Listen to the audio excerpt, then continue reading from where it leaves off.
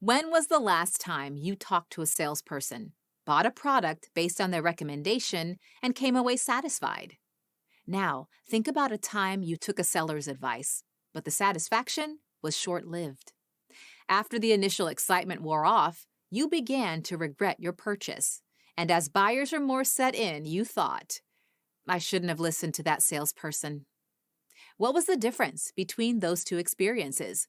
Did one of the sellers persuade you to make a choice that worked for you, while the other manipulated you into a purchase that just didn't feel right? If you want to build a solid customer base, learning the difference between persuasion and manipulation is critical. Let's look at what makes one technique better than the other in the long run.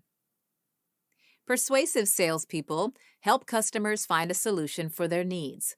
They focus on addressing a problem so that customers go home happy with their purchase. By contrast, manipulative salespeople focus on their own agenda, whether that's meeting a sales quota, earning a commission, or just winning the sales game.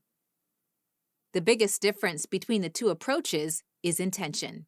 While both persuasion and manipulation can lead to sales, persuasive techniques cater to the buyer, while manipulative tactics favor the seller.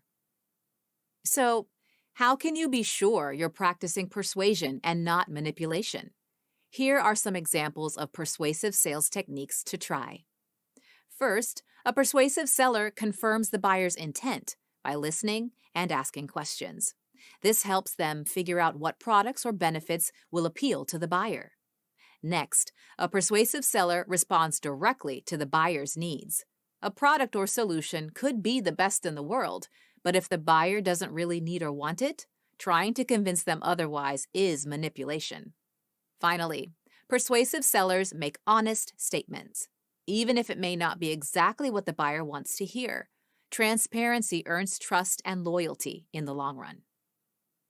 Persuasion is a great skill for any salesperson to practice and develop. It helps buyers think about their needs and wants and decide which product is the best fit for them. Now, let's look at examples of manipulative tactics. First, manipulative salespeople often exaggerate. That may include inflating features or overvaluing products and services. Another manipulation technique is deflection. When a buyer asks a question or raises a concern, a manipulative salesperson might change the subject rather than give a relevant response. And finally, a manipulative seller might even lie. Those lies often take the form of unverifiable claims or facts, statistics, and reviews with no source.